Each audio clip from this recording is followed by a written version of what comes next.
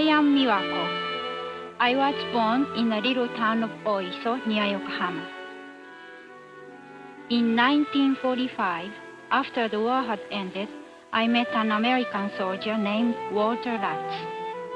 We fell in love.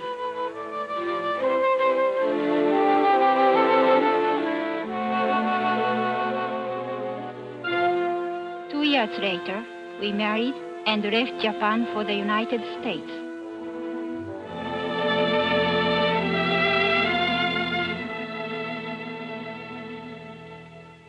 On the day our plane landed in Cleveland, Walter's hometown, I was nervous and worried about meeting his family.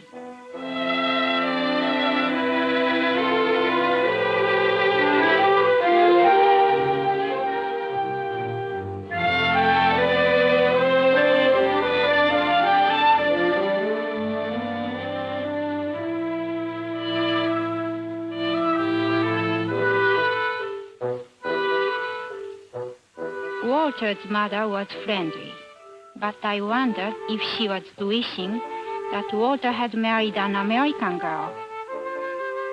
The others were nice to me, too.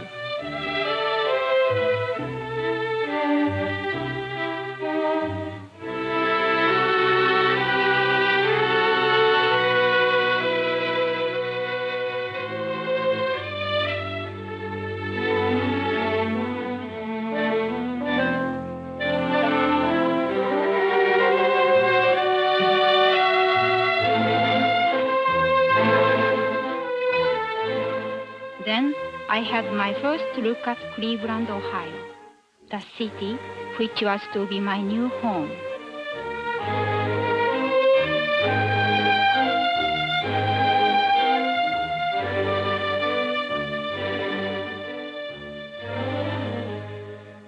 Mrs. Lutz had been living alone since Walter's father died, and we were going to stay with her until we could get a home of our own.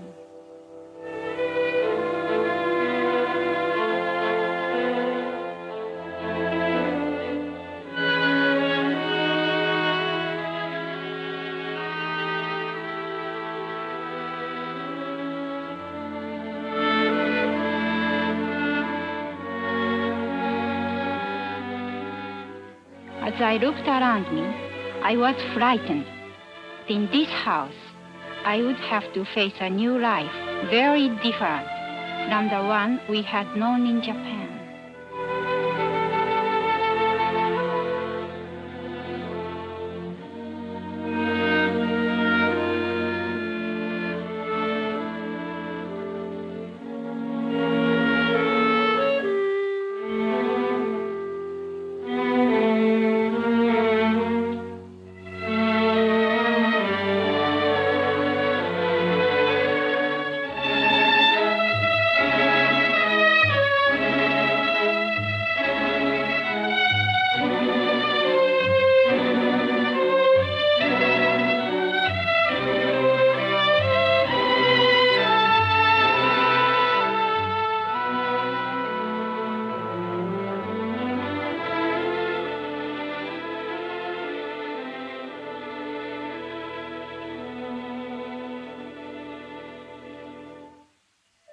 The next evening, Walter invited his family to come to the house and see the pictures he had taken in Japan. I was still uneasy because I wasn't sure these people liked me.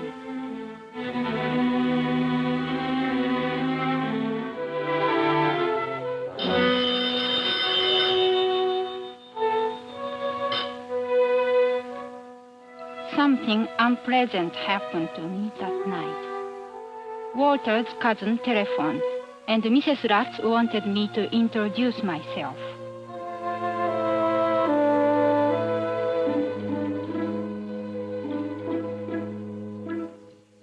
English was hard for me then, especially on the telephone. And what I expected happened. I couldn't understand a word. I knew there was no reason to be upset, but I felt stupid and ashamed.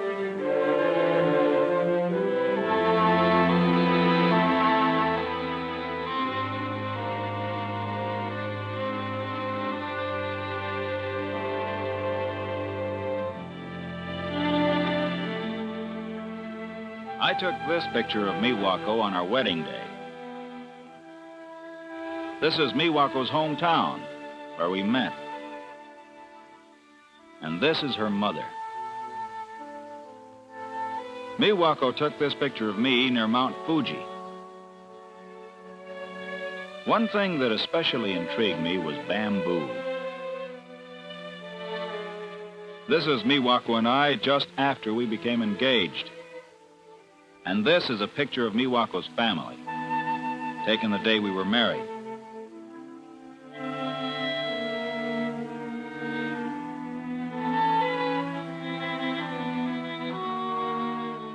The picture show was almost like introducing Miwako's family to my own.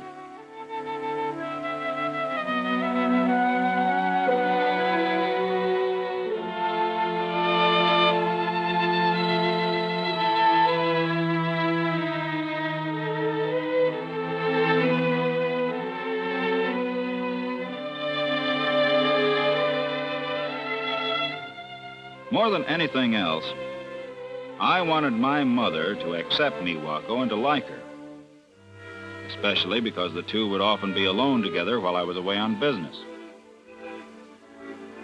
One thing was sure, the children liked her.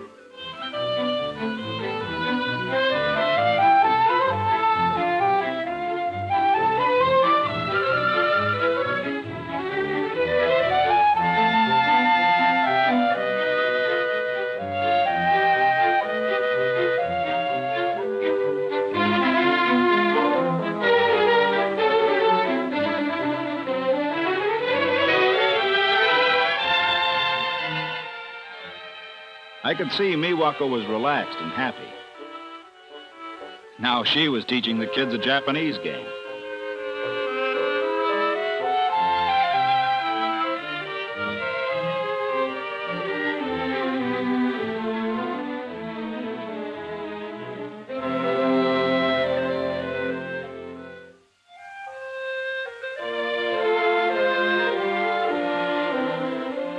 The next day, I introduced Miwako to my town. I was a little nervous for her sake because I knew that an American with a Japanese wife would attract attention on the street.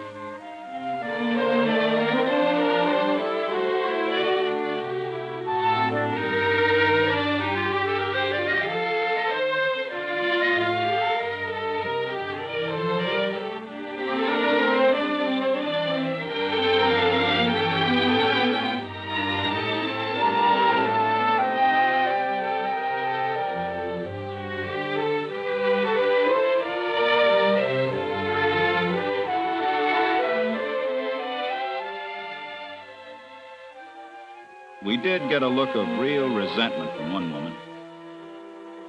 She had lost a son at Iwo Jima. Miwako was disturbed, but when I explained, she understood.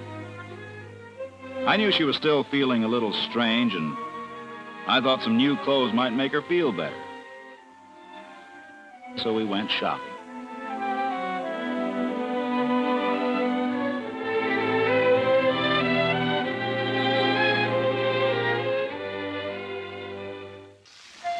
The day came, 2 weeks later, when Walter had to go away on business.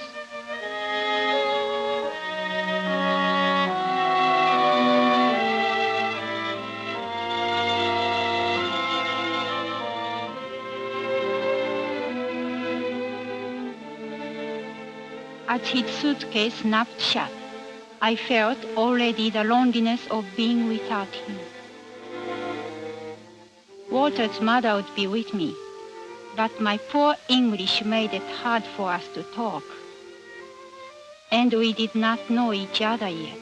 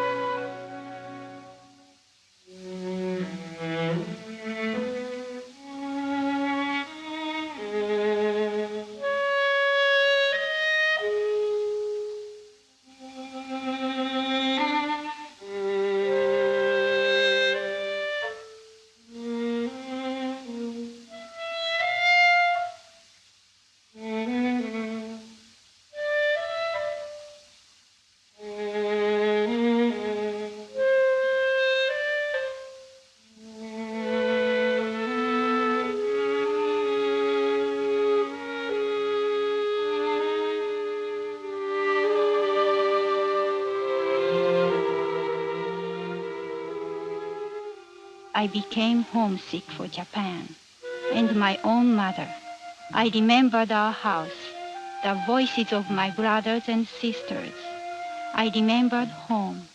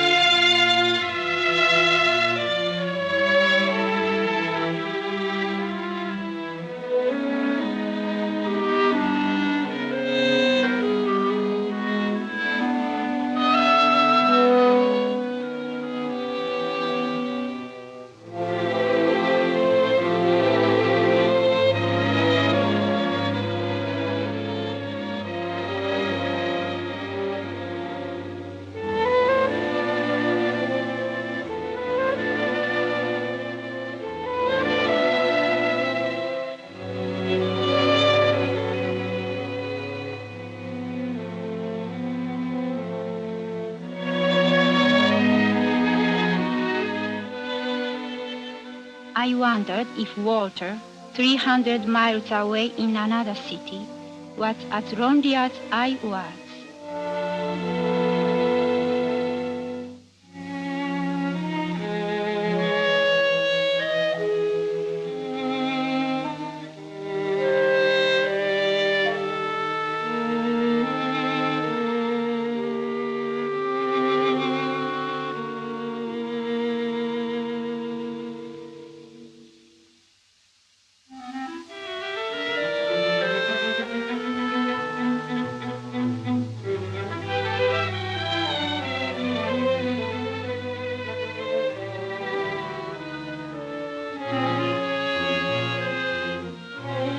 When my trip was over and I came home, I could hardly wait to see Miwako.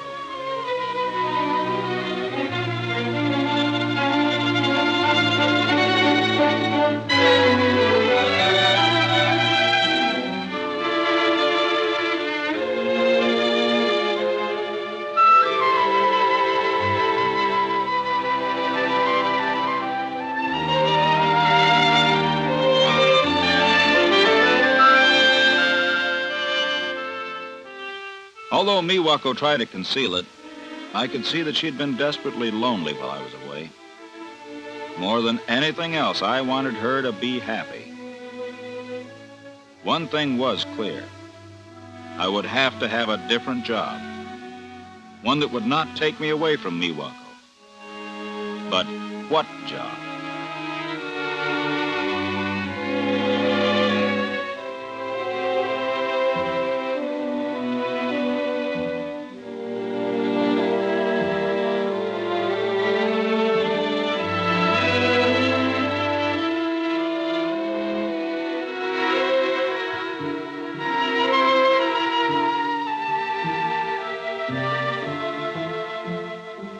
These bamboo carvings seem so simple. Maybe we could even make them ourselves. Miwako thought it would be fun to try.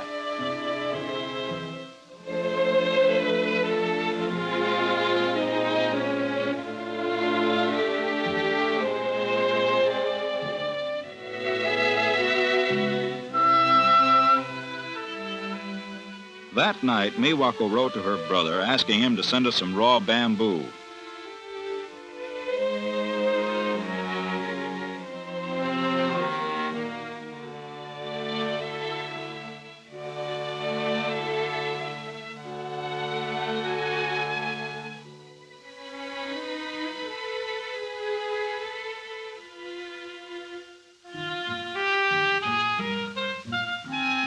Weekends and evenings, Miwako and I experimented.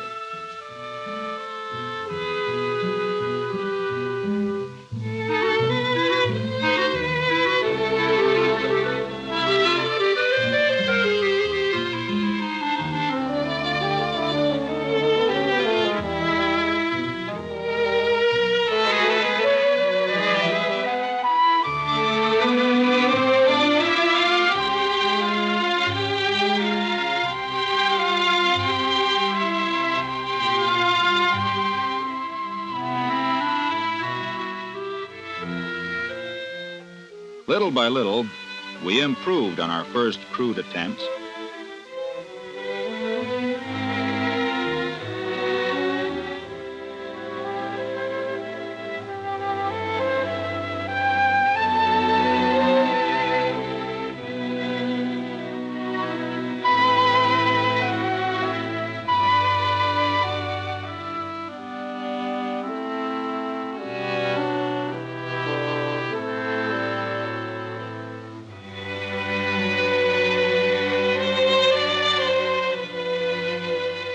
Both became so interested in what we were doing that we lost all track of time and often worked late into the night.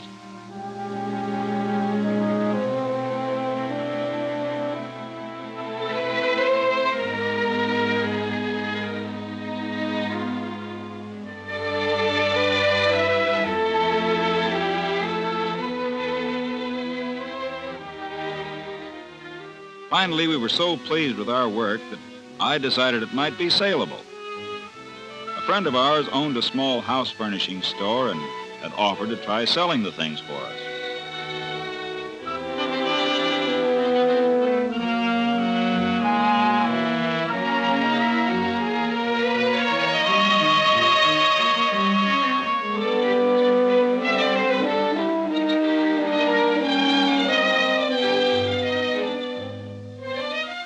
Objects sold so quickly that we could hardly make them fast enough.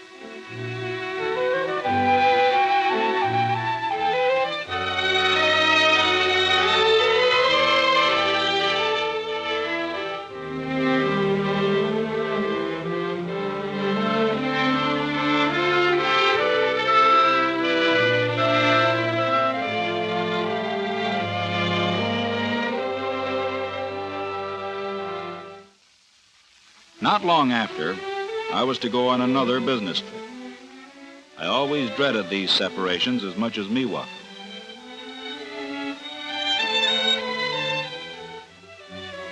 Just before I left, my mother handed me a letter.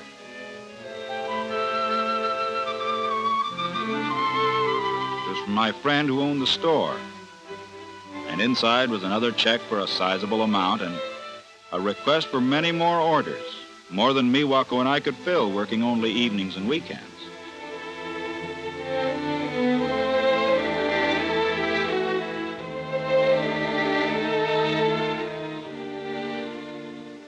I never went on that trip. But then and there, I made up my mind to quit my job and go into the bamboo business. I had some savings, and so we decided to open a store.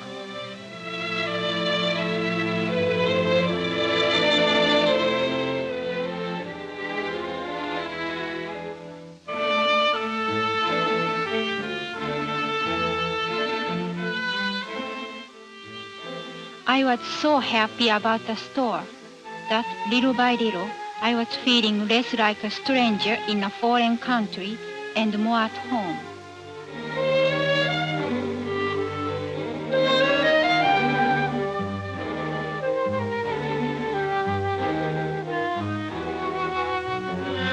And then the telephone rang. I knew the others were busy and I should have answered it myself. But I just couldn't.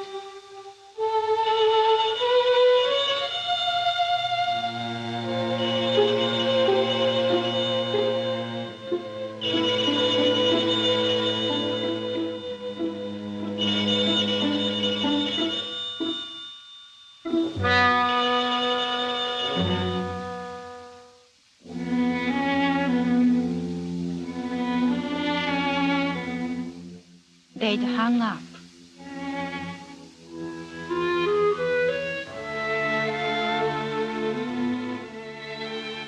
I couldn't blame Walter for being annoyed with me, and I was ashamed.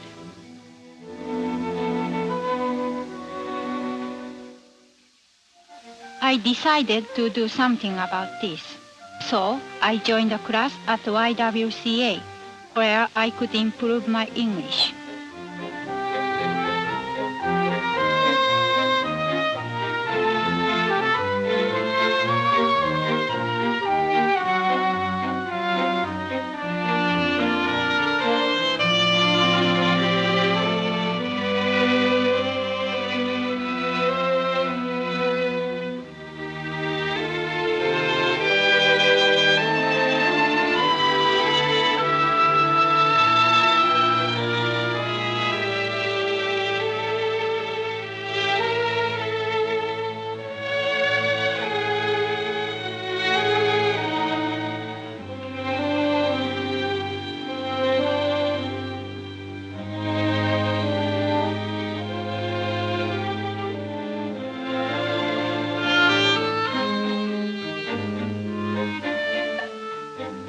As time went on, my English improved so much that I was able to wait on customers.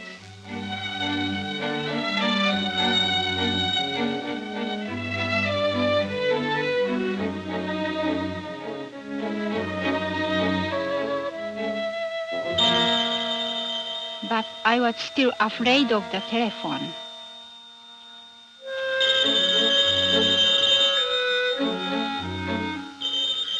Walter understood and always answered for me. I was grateful, and yet, each time the phone rang, I felt that I had failed him.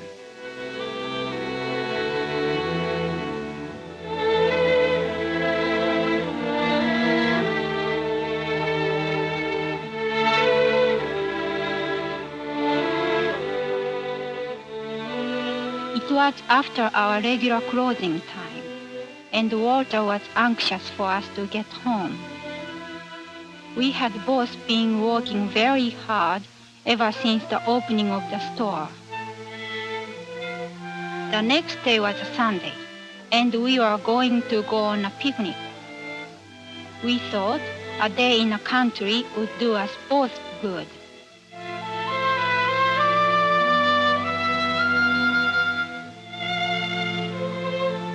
Business at the store had been slow at first, but now we could look around us with pride in what we had done.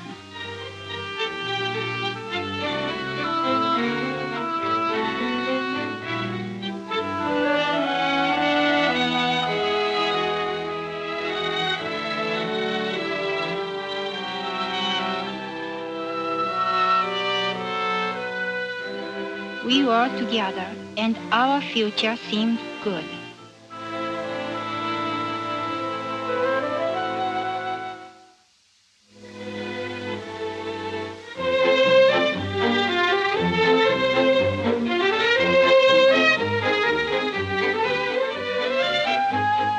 It was fun being along with Walter, just like our first days in Japan.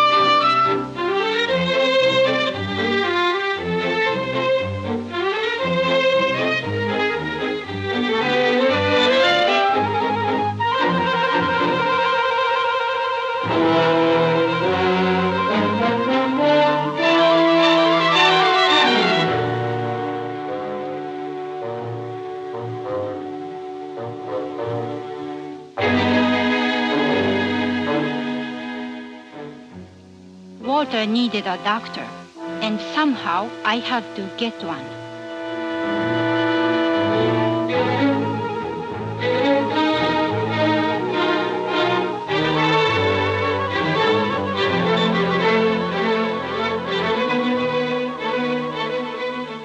I had no choice now. At that moment, the telephone became my friend instead of my enemy.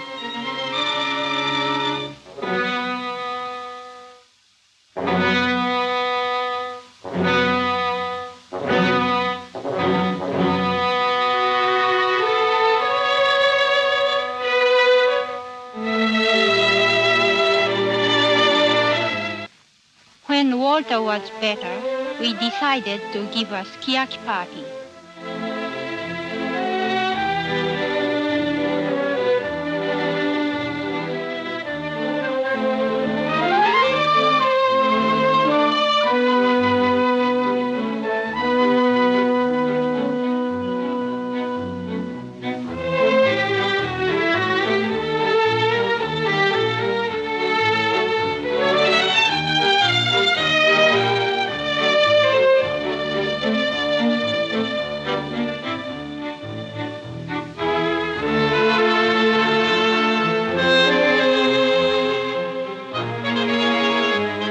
I no longer wondered whether I was liked. I knew I was. The Mrs. Lutz had become a second mother to me.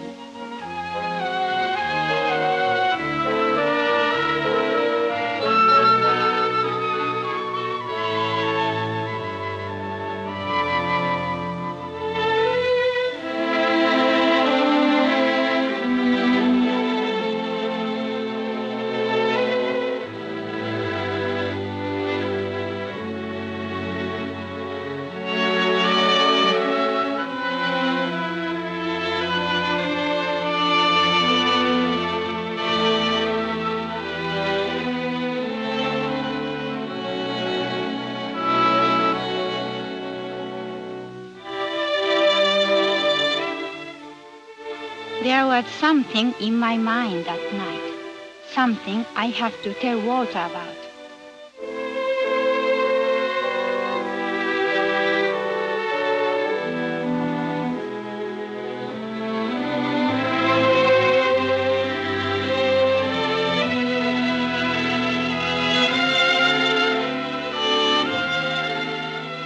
I told him I was going to have a baby.